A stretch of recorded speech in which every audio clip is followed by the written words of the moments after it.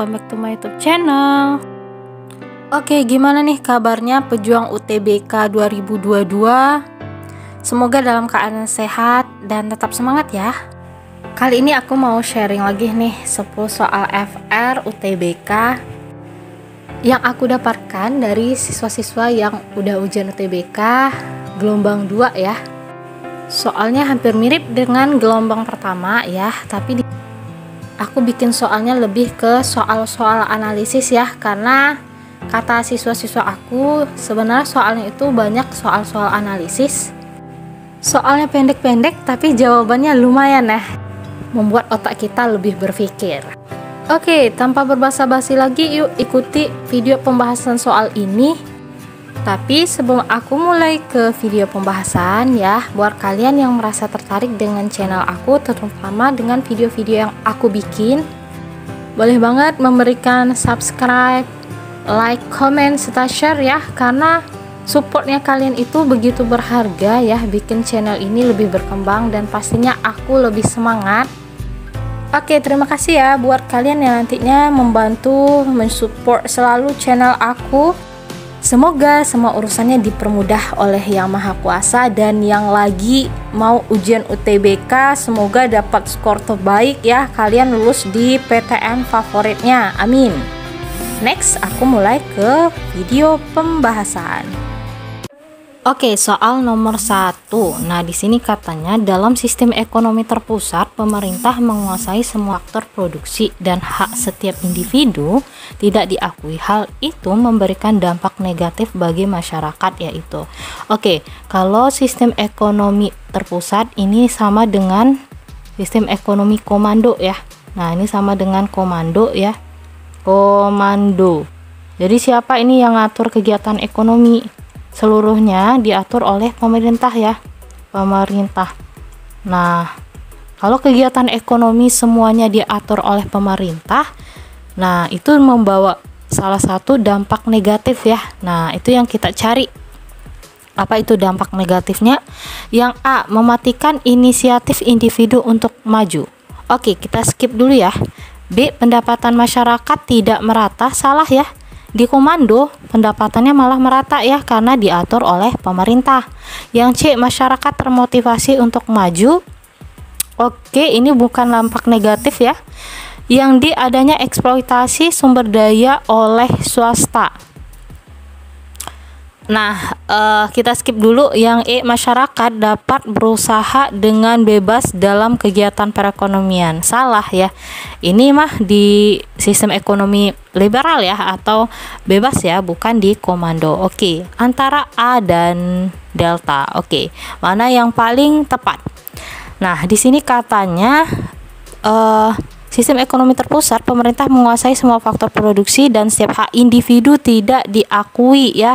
Berarti hak individu di sini tidak diakui ya. Hal itu memberikan dampak negatif bagi masyarakat, yaitu Nah, kalau hak individu tidak diakui ya, berarti mematikan inisiatif individu untuk maju. Jawabannya alfa ya. Nah, ini tidak ya. Ini dia adanya di pasar bebas ya. Adanya eksploitasi sumber daya oleh swasta. Jadi jawaban yang tepat adalah alfa ya. Next aku masuk ke soal nomor 2 ya. Di sini mencari AVC ya. Aku bacakan dulu soalnya. Suatu perusahaan memproduksi 7 unit output dengan AVC 15.000. Agar mampu berproduksi, perusahaan harus mengeluarkan FC 35.000 ya. Maka besarnya AVC. AVC itu average variable cost atau biaya variabel rata-rata. Mungkin kalian udah tahu rumus yang bentuknya kayak gini ya. AC itu kan rumusnya itu AVC ditambah AFC. Yang ditanya apa? Yang ditanyakan si AVC ya. AVC ada di komponen AC. Jadi pakai rumus ini ya. AC berapa nih? Dengan average total cost, ATC itu sama dengan AC ya. Sama aja ya. Nah, 15.000 sama dengan AVC yang dicari ya, ditambah AFC. AFC gimana rumusnya? Ada lagi rumusnya ya, FC bagi Q ya. Kan kalau mencari rata-rata selalu bagi Q ya. Berarti ini 15.000. Nah, sama dengan AVC ditambah FC-nya berapa? FC-nya ini fiskus 35.000 ya, 35.000. Nah, dibagi dengan si Q-nya 7 unit ya, 7 unit. Berarti di sini 15.000 sama dengan AVC ditambah 35.000 bagi 7 ya. Ini dapatnya 5.000. Oke, berarti gampang aja lagi ya mencari AVC-nya. AVC sama dengan 15.000 dikurang 5.000 ya. Jadi jawabannya 10.000. Oke, jawabannya 10.000 ya. Bravo. Oke, nomor 3. Posisi kurva indiferensi yang semakin ke kanan atas menunjukkan. Oke, aku mau gambarin dulu ya kurva indiferensi itu seperti apa. Nah, bentuknya seperti ini ya. Nah, kayak gitu. Oke. Nah, garis vertikal ini untuk jenis barangnya, kita anggap barang-barang X ya, dan horizontal juga untuk barangnya ya, barang X dan Y berarti. Nah, kurva indiferensi itu bentuknya seperti ini ya. Jadi bentuknya seperti itu ya. IC1 indiferensi curve 1. Nah, ini aku anggap IC-nya IC2 ya, IC2 dan selanjutnya ya. Jadi kurva IC ini kalau semakin ke kanan atas berarti kepuasan konsumen dalam mengkonsumsi barang X dan Y itu semakin puas ya. Nah, ini kepuasannya bertambah ya, kepuasannya bertambah kalau kurva IC-nya bergeser ke kanan atas ya. Ini ke kanan atas namanya ya. Jadi kita cek nih jawabannya yang A, tingkat kepuasan yang lebih tinggi bagi konsumen. Oke, jawabannya langsung ketemu ya. Jawabannya alfa ya, tingkat kepuasan yang lebih tinggi bagi konsumen. Oke, nomor 4 ya. Di sini katanya, oke, sebentar ya. Nah, di sini kan katanya dalam struktur biaya pada saat biaya rata-rata minimum, maka aku buatin ya kurvanya ya. Ini kurva biaya produksi yang aku bikin ini. Nah, ini untuk harga, ini untuk jumlah barang yang diminta ya. Nah, kayak gini sorry ya, ini untuk output yang dihasilkan ya. Nah, ini ada kurva yang bentuknya kayak gini. Ini namanya kurva MC. MC ini pertama-tama dia memotong kurva AVC ya, di titik terendahnya AVC ya. AVC, kemudian si MC ini selanjutnya dia memotong kurva AC di titik terendahnya, titik paling dasar, titik paling terendah, tahu ya. Nah, ini di titik A dan titik B ini. Katanya struktur biaya pada saat biaya rata-rata minimum, biaya rata-rata itu AC ya. Di sini ya, AC min ya, AC minimum di sini. Nah, maka yang A biaya variabel rata-rata juga minimum. Oke, salah ya, ini bukan jawabannya ya. Nah, bukan jawabannya ya. Laba perusahaan maksimum salah, biaya marginal lebih besar dari biaya rata-rata. Salah ya, bukan lebih besar dari biaya rata-rata ya. Biaya marginal lebih kecil dari biaya rata-rata. Ini juga salah. Biaya marginal sama dengan biaya rata-rata. Oke, nah ini ya. Ini kan yang A tuh biaya variabel rata-rata, salah ya. Biaya variabel rata-rata tuh di sini, yang ditanyakan AC. AC minimum ini ya, ini AC paling rendah ya. AC min. Nah, AC min itu terjadi ketika biaya marginal MC sama dengan biaya rata-rata ya. MC-nya mana? Nah, ini MC ini datang dari bawah menyusup ke atas, motong kurva AC di titik terendah AC.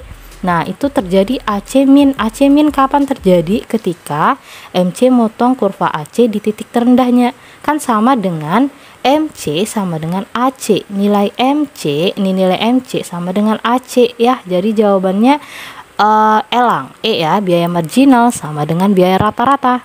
Next, aku masuk soal nomor 5 ya. Oke, soal nomor 5 katanya di sini. Nah, di sini katanya naiknya harga kedelai untuk memproduksi tahu dan tempe membuat penawaran kedua barang tersebut menjadi rendah. Berdasarkan hal tersebut, faktor yang mempengaruhi penawaran. Oke, harga kedelai ini, kedelai itu kan bahan untuk membuat tahu dan tempe. Berarti kalau harga kedelai termasuk biaya produksi ya, biaya produksi untuk bikin tahu dan tempe. Oke, kalau biaya produksi naik, maka Q-nya turun ya. Akhirnya kurva penawarannya ini bergeser ke kiri. Nah, berarti termasuk biaya produksi ya. Harga tahu dan tempe salah. Biaya produksi ya, ini jawabannya ya. Jadi jawabannya B ya. Nah, oke, next aku masuk ke soal nomor 8. Di sini yang ditanya break even point. Titik BEP pada pasar persaingan sempurna terjadi pada. Oke, BEP itu artinya balik pokok ya. Balik pokok itu artinya kan nggak rugi, nggak pula untung, kayak gitu ya. Balik pokok itu ya persamaannya TR kurang TC sama dengan 0 ya. Nah, jawabannya alfa ya. Oke, ini soalnya kata salah satu siswa aku soal tentang BEP itu masuk ya. Jadi kalian coba waspadai BEP itu persamaannya ini TR kurang TC sama dengan 0 ya. Itu BEP ya, balik pokok ya. Oke, next nomor 7. Nah, di sini kata soal ciri pasar persaingan sempurna adalah pasar persaingan sempurna yang pertama barang yang diperjualbelikan homogen ya, sejenis homogen ya. Benar ya. Contohnya pasar ikan, pasar buah, pasar oleh-oleh yang sejenis. Nah, itu pasar PPS ya. Penjual dan pembeli memiliki informasi yang lengkap tentang pasar. Ini juga masuk. Dalam jangka panjang memperoleh laba normal. Benar ya, laba normal ya. Yang nomor 4 bentuk kurva landai. Salah. Bentuk kurvanya di sini horizontal ya. Kalau persaingan sempurna bentuk kurvanya horizontal kayak gini ya. Nah, itu dia horizontal, itu dia mendatar ke samping kanan ya. Jadi jawabannya 1 2 3 alfa. Oke ya, nomor 8. Nah, di sini katanya berikut ini merupakan fungsi uang berdasarkan data di atas yang bukan merupakan fungsi asli uang. Alat pembayaran ini turunan ya, turunan. Nah, alat satuan hitung ini asli, alat tukar. Nah, ini juga asli ya, asli. Kemudian ini turunan sama ya, yang nomor 5 itu turunan. Jadi yang bukan merupakan fungsi uang adalah fungsi asli uang, berarti 1 4 5 ya. Bravo ya. Oke, jawabannya B. Oke, aku jelasin sedikit. Kalau alat pembayaran ini contohnya ya, uang itu digunakan untuk bayar pajak, misalnya bayar utang, bayar apa lagi tuh, bayar-bayar yang sifatnya tidak kita tuh nggak dapat bendanya kayak gitu. Beda sama dengan alat tukar ya. Kalau alat tukar itu nih ya, yang nomor 3 ini ya, kita itu nukarin uang dengan barang kayak gitu. Misalnya kita beli 1 mangkok mie ayam, kita dapat mie ayam, kita memberikan uang pada produsen. Itu alat tukar ya. Alat satuan hitung, nah ini uang itu digunakan untuk penunjuk harga. Misalnya setelah aku belanja ke toko buku ya, aku dapatin 5 buku itu harganya 5 juta misalnya ya. Nah, itu alat satuan hitung. Alat pemindah kekayaan contohnya misalnya aku jual rumah untuk beli mobil kayak atau aku jual emas untuk beli tanah kayak gitu. Ada pemindah kekayaan ya. Nah, alat penimbun kekayaan contohnya misalnya aku nyimpan uang di bank ya. Nah, itu dia. Oke, berarti kalau aku nyimpan uang, aku berarti memiliki kekayaan kayak gitu ya. Nah, ini masuk ya contoh-contoh ini di UTBK. Coba kalian pahami lagi contoh-contohnya ya. Kalau ini kan fungsi asli dan turunannya. Coba fungsi contohnya tadi dipahami lagi. Oke, nomor 9 katanya di sini adalah, nah, di daerah yang sedang mengalami perubahan menuju daerah industri, pengangguran terselubung meningkat karena pengangguran terselubung itu terjadi ketika ya. Nah, terjadi ketika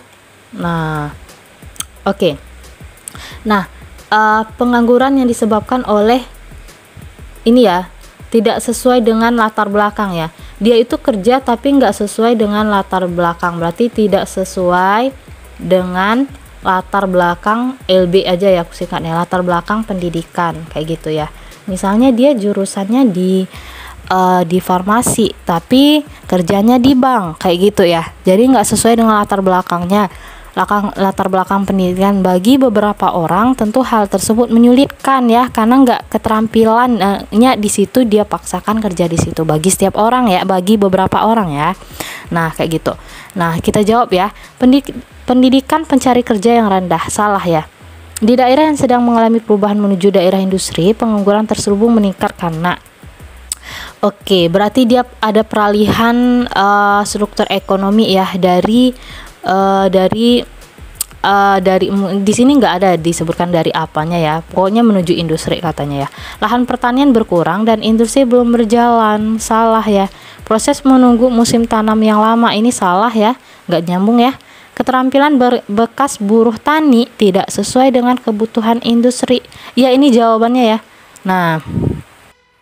Oke, jadi jawabannya D ya. Nah, di sini ya di sini kayaknya ada soal yang ketinggalan ya. Sedang mengalami perubahan dari agraris menuju daerah industri. Berarti struktur ekonominya itu berubah dari agraris menjadi industri.